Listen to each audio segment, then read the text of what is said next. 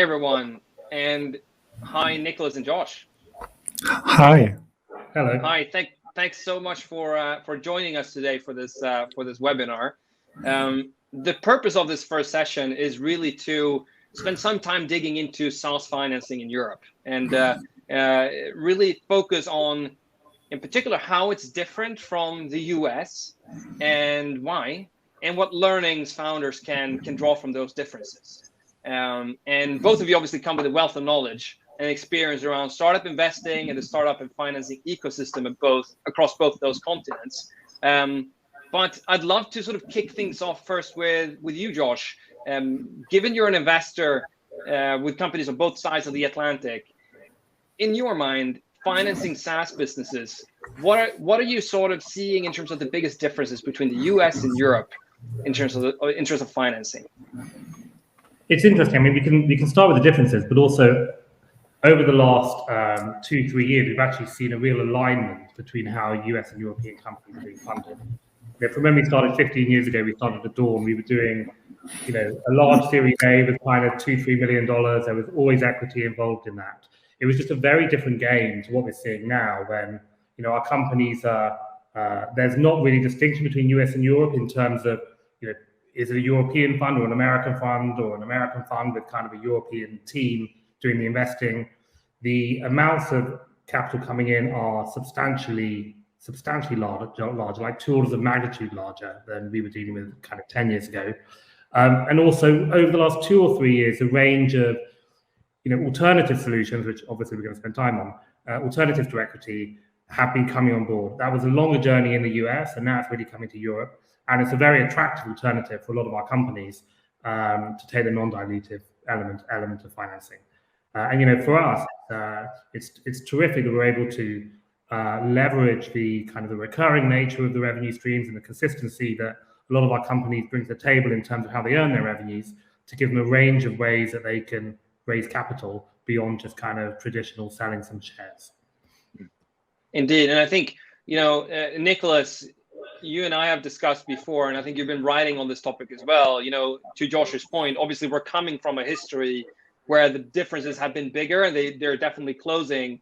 But from your perspective and from your view, what have been some of the key drivers, sort of some of the key sort of differences between the European ecosystem and the US ecosystem that might have led to differences both in general financing, but also obviously on debt financing? I think the main characteristic that we all need to bear in mind when it comes to Europe is the fragmentation. Europe is not one single market. It's actually many, many different markets that are differentiated by culture, regulations, and many other things, languages, obviously. And so any founding team that's starting a company in Europe is confronted early on with a radical decision between focusing on their domestic market if the industry they are part of, even in SaaS, requires that you comply with local customs, local regulations, etc., or trying to address the global market from day one. And I think in both cases, that explains why it's been more difficult for European founders to access alternative modes of financing. If you focus on the domestic market, then you have to deal with local providers of capital, and the probability that there is a firm that's willing to lend you money as opposed to deploying equity capital is rather low. Or this company will decide to focus on the global market, thus becoming able to deal with providers of capital that are not necessarily in their local part of their local market. But then there'll be the assumption that maybe because it's a European company, they won't be a match for American competitors. And therefore, capital providers, especially when it comes to lending money, will be reluctant to deal with this particular European startup and will prefer to do business with an American one. I think it's interesting what you're mentioning. Obviously, the fragmentation is there, and it's sort of a fact that clearly impacts the ecosystem. But I think it's obviously we've seen as well that the that it is clearly merging the different sort of countries. The playing field is leveling, so to say, in terms of access to capital. But we've still seen this notion that as recently as last year, we find it quite interesting to see that US founders use non-diluted financing 4 to 5 times more often, or to a greater extent, per equity dollar invested. They're using non-diluted financing 4 to 5x more. Josh, do you have any thoughts on why that can be? I mean, there's clearly, a flywheel effect of when companies get comfortable using non-dilutive financing, that then feeds into that their investor base is comfortable with it, the LPs of the investor base are comfortable with it, and it kind of people understand the advantages, and then it can be used more and more. And I just think the US is 2-3 years ahead of us in terms of comfort. It's had some relatively large players kind of out the gates early in terms of what their offerings can be, combined with an understanding, certainly for perhaps early investors in Europe who would otherwise see relatively more expensive forms for them of financing needed to be used versus using non-dilutive financing. It's also just a kind of a cultural way in how companies think about it, and how banks or other debt providers will look at these kind of solutions versus a few years ago where everyone was at the very first step of a learning curve. Interesting. And so if you take yourselves, you're obviously a SaaS focused fund that does a lot of SaaS investing. How are you thinking about the different options available in the market? What's important to you? Sure. So, at our investment committee each week, where we're discussing, not only new deals, but also kind of current portfolio, we have 50 companies in the portfolio, those of which are coming up for funding. Obviously, we look at, equity options for them. Traditionally, we'd also look at, depending on the stage and the need, venture debt, but we're also talking more and more around non-dilutive financing, specifically for those where there's kind of a fixed revenue stream that can kind of be secured against in some way. So it's just part of the conversation much more now. And there's, both supply and demand have changed. So supply in terms of the providers coming to the market, demand in terms of a comfort level from companies to take it, of their investors to be happy with it. And also, the balance sheet sitting behind the providers, also just getting comfortable with, the default rates, the ability to kind of secure the capital appropriately, and so on. So, the marketplace has both pull and push factors on both sides, which is why this market's evolving very quickly. Interesting. And I think, we tend to agree with you that there seems to be a market educational sort of thing that's clearly happening right now. Let's come back to that. But Nicholas, on cultural differences, Josh mentioned cultural differences. From your experience of working across regions and, looking at the European financing landscape, what have you seen in terms of potential cultural differences that sort of might impact both the adoption of non-dilutive or debt financing, but also generally in the financing ecosystem? I'm not sure cultural differences have such an impact when it comes to deciding between debt capital and equity capital. But what I'm sure is that Europe as a whole is kind of lagging behind more advanced ecosystems like obviously the US, but also China to a certain extent, and Israel and a few others. And therefore, we don't have these generations of seasoned entrepreneurs that have seen it all and that have realized after one or two painful experiences with VCs that raising too much money has a dramatic impact on their cap table from a personal perspective. And also, I think there's a kind of naivete that I might say that, we're all reading about these funding rounds and, the dozens or hundreds of millions of dollars raised in the US. And so for founders that's doing it, for a founder that's doing it for the first time, raising a round of equity capital is really about making it. I've finally made it. I've raised from VCs. I'm a startup founder now. And all these people, and that's understandable, are eager to announce such funding rounds. And it's much more, it's it's sexier to announce that you've raised equity capital from a VC than to announce that you've borrowed debt at such interest rates with such collateral from some provider that no one has ever heard about and that doesn't have the branding power of a major VC firm. Yeah. Josh, do you agree with that? Do you think that's sort of the perspective that, hey, a lot of this comes down to, you know, getting on TechCrunch and sort of the notion that raising equity is cool and that is not? Do you agree with that notion? Yeah, I mean, there's enormous validation from having, you know, a signature round led by a well-known brand, which obviously you don't get, you know, as Nicholas says, in a situation where, you know, you're just taking on different forms of debt. You know, we often see with our companies, at the right time, it makes sense to take a blend of equity and debt, particularly the balance sheet kind of the lending companies that we work with. You know, you want to explore different kinds of solutions.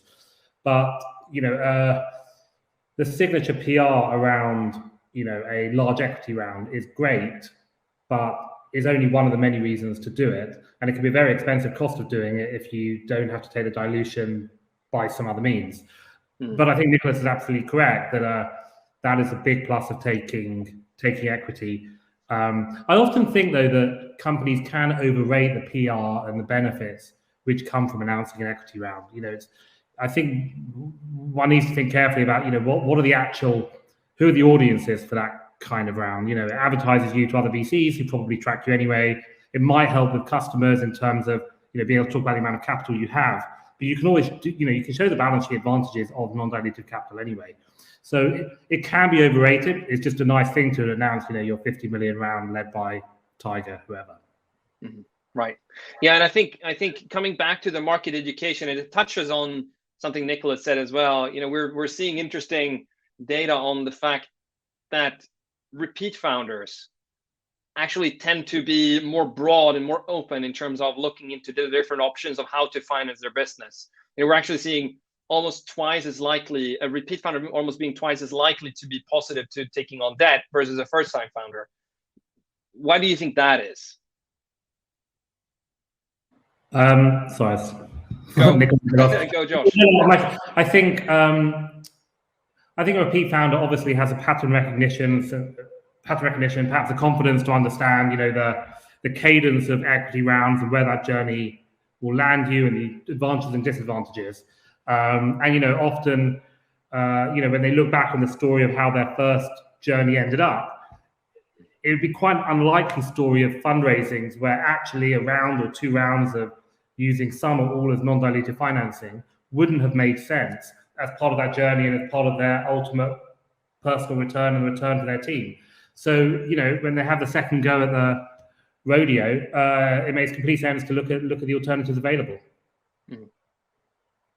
Agree. And I think it comes back to the sort of market education part. And actually, we're seeing it in Capchase's own numbers, right? The time that it takes from a company to get an offer and then accept that offer is between 25 and 30% longer in Europe than in the US. In the US, you're more akin to this, you're more expected, you know more about the offering that's coming towards you. And so you convert quicker between that offer and accepting it.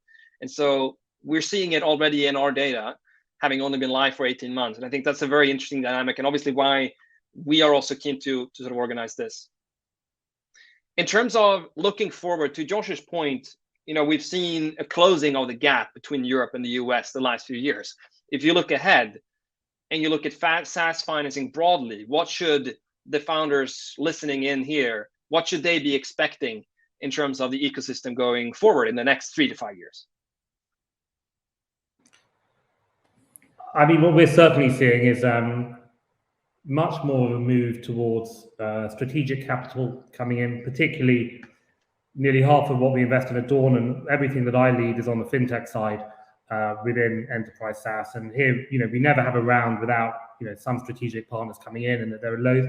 It's a separate discussion, but there's a lot of great reasons for doing that. We're seeing a melding or merging of American and European money to the point where actually there's not an obvious distinction. You know, the majority of, say, Dawn's LP base is American. All the big American funds have European teams. It's not entirely clear, you know, when you're taking money from a fund, actually, you know, if the capital's over there, but the team's over here, you know, what's the difference? That's all good news for Europe. And I think, we're going to see, as we've discussed over the last few minutes, just a deepening of kind of non-traditional financing options above and beyond, the venture debt that was available kind of from 2 or 3 providers and otherwise straight equity. There's a whole range. So I think you're going to see all of that over the next 3 to 5 years, all of which is going to drive bigger outcomes, which is all good. And Nicholas, from your point of view, given the sort of fragmentation that we have here in Europe, what is your expectation of what implications could that have on SaaS financing in general and maybe non-diluted financing in particular for Europe? Well, I think we're confronted with a chicken and egg problem, a traditional chicken and egg problem. That is, we need founders demanding more debt, more non-dilutive capital, and we need providers able to provide that kind of capital. I think founders are learning at a very fast rate. They're all speak English, read English, have this want to learn everything they can learn from their, the more advanced ecosystems, especially in the US. So we're all reading the blogs and the white papers and listening to podcasts. We're witnessing the rise of a new generation of capital providers like Pipe or Capchase and many others. And then people look around them in their local ecosystem and say, well, what's the equivalent here? And they don't see anything. And so we need, the supply side to catch up in terms of learning and leveling up. We need major players in the financial services industry, including government-sponsored investment bank or LPs or whatever, like Bpifrance in France or the equivalent in the UK or in other European countries, to realize that they need to fix that market imperfection. I remember when I was a startup founder, I went to a bank in Paris to open a bank account. That was like 10 years ago or 11 years ago. And the banker would say, oh, you're tech, so obviously we won't lend you any money and you can't use any facility on your bank account if there's no money left. So tech, is that broad but blurry category in which you fit both SaaS startups and deep tech startups. But we all know, because we work in tech, that deep tech is high risk, whereas SaaS startups are, yes, it's tech, but it's documented, it's well understood, it's easy to analyze from a quantitative perspective. We all have the metrics, we all know what a cohort is worth, etc. And so we need that supply side to learn all of that so as to catch up and to compensate for the fragmentation. The fact that Europe is fragmented is not a curse. It doesn't mean we can't make it. It means that we need to work double time, double shift in a way, to double down on catching up, racing fast, and making sure that everything's in place in cultural terms, but also regulatory terms for this new segment of the financial services industry to emerge and to be able to back up European champions. Interesting. And I think obviously on the supply side, we're working hard to roll out across the rest of Europe. We're obviously already live in the UK and Spain fully, and rolling out across most of the rest of the region in the next 2 to 6 months, depending on where you are based. So we're obviously working on that. In terms of, we actually had a question that I think is a relevant one for you, Josh, from the audience. And it's a question around how, as a VC, you think about some of these non-dilutive solutions. How would you think about using them, and sort of does that sort of, how do you think about deploying them into your companies? When is the right time to do so, and what implications does that have on the non-dilutive financing ecosystem as well as the VC ecosystem and yourselves? Yeah, I thought it was a great question from Luca. I mean, it's really saying, if Capchase is taking over all the VCs, what does a VC do on a panel helping Capchase, kind of thing? Right. I think, I think the Capchase and non-dilutive sort of securing against the recurring revenue model is an extra arrow in the quiver available to companies of possible financing solutions. I think it's a great addition. It can be relatively less expensive for our companies to use that rather than taking equity or venture debt. So, for companies which we're invested in, it's a great additional tool. If we can, over time, if our companies can have more efficient balance sheets, that can only be good news overall as investors. We can also, over time, adapt our model and use some of our capital in more imaginative ways as well. So, if the world is moving more towards these sorts of solutions, we see that there'll be opportunities there. I don't see a world in which these are the only solutions available. There's clearly a trade-off between the ability to secure debt lines against your revenue, and that's going to have limits. If you only use those solutions, that would have significant limits on your ability to grow, perhaps. But I think it's a very good additional tool, and one in which, in a complementary way, we're very, very happy for our companies to use. I mean, we've not really seen examples yet of where, companies start to use non-dilutive financing and then only use it going forward within our portfolio. But that's not to say that won't be where we are in 2 or 3 years. Yeah, and I think to comment on that from our perspective as well, right? In my view, in fundraising and investing has always been that there are lots of different solutions out there, but they serve different purposes, right? And I think it's clear that VC serves a different purpose typically than a revenue-based finance or a non-dilutive finance player like us. However, what we do see is a lot of attention and interest from VCs to partner up and work closely with their portfolios.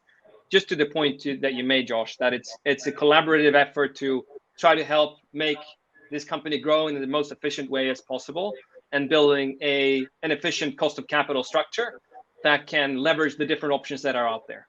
So that's obviously also how we would think about it. Thanks a lot, Luca, for that question.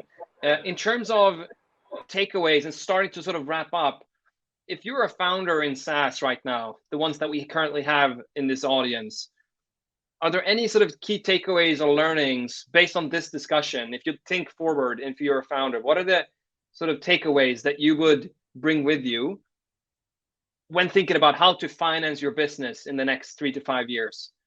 Thinking about that from this European versus US perspective, are there any sort of specific things that comes to mind to you?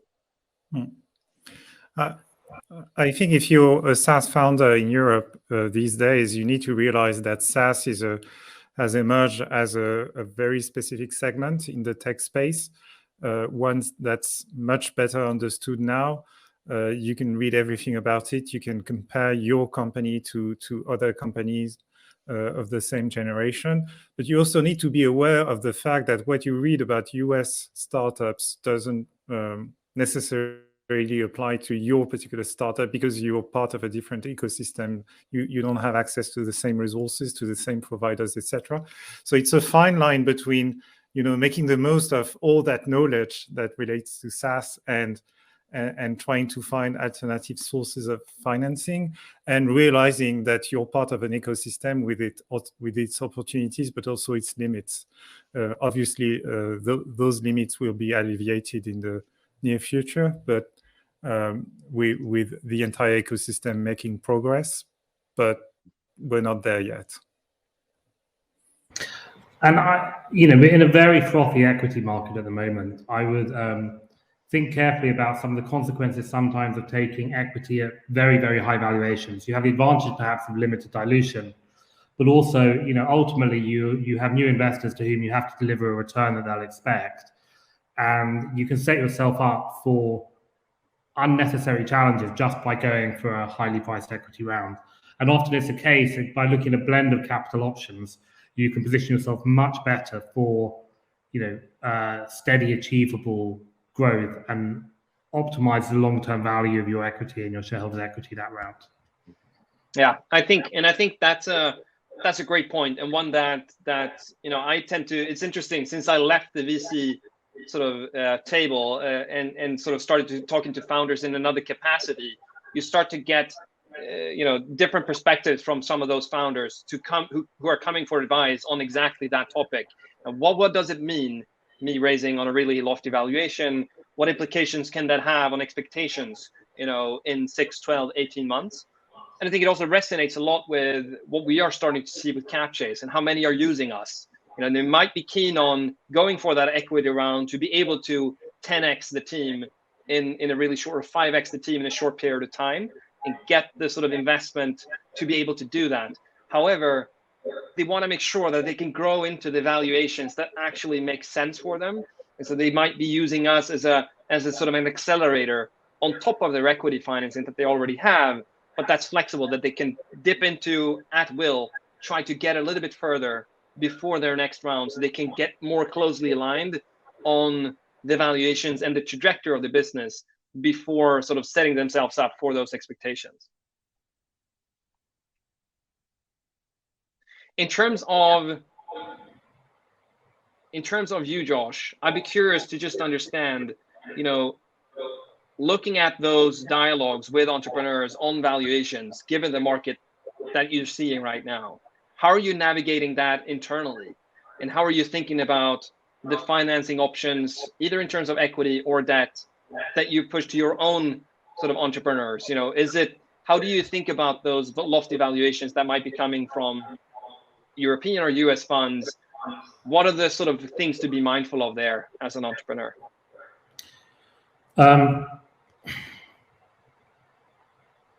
So there are certain kinds of capital raises where companies are raising, within our portfolio, raising $200, $300 million, where ultimately that's really only going to be an equity play. You can't take on that level of debt secured against your revenue line, or, it's too large a proportion of your enterprise value. So for those guys, often it makes sense to go with, a high quality investor, even if they're not going to be helping that much at the table, if you've already got some good investors sat there. But, then you just kind of shoot the lights out on valuation. If you're looking more for a combination of, you're in the kind of 5 to 10 ARR range, you're raising sort of a large B, and you need help in that specific area, I would really go with an investor who's gonna get their hands dirty, because there are certain large players coming in at the moment whose whole shtick is, we don't want a board seat, we're not going to help at all, we're just going to help you on, your multiple for future rounds, which is great up to a point. So I think those are kind of equity considerations, and I think in terms of non-dilutive financing, Capchase might not love me saying it, but there's a few players in the market. There are potentially some American ones who also are kind of coming in. There's venture debt available. So the market has a degree of competition, which means, take soundings of actually what the debt should cost in the market, and model it through carefully, because, the first offer is not going to be the one you necessarily have to land at. And the capital which is being provided is relatively cheap to a lot of the providers. So there's often quite a lot of room to kind of make it work for everyone. Right. I think that's right. And I think the sort of key perspective that we would like to share with the audience is obviously that, the first step is really to start exploring the options out there, right? To your point. And there are options out there, and it's all about just starting to explore them and then start educating yourself about that market, so you can actually make an informed decision in your fundraising journey. But thank you so much, both of you, for taking time on this. Great to get your perspectives. Any final points, then let us know. Otherwise, I want to hand us over to Maria. Thank you so much, Nicholas, Josh, and Henrik. I think this was incredibly insightful, and in how an equity round can come in with great validation, but also an expensive cost. But they're very complementary at the end of the day, if there's one thing that we really learn in this panel. So thank you so much, audience. Please help me thank the speakers, and thank you so much for your time.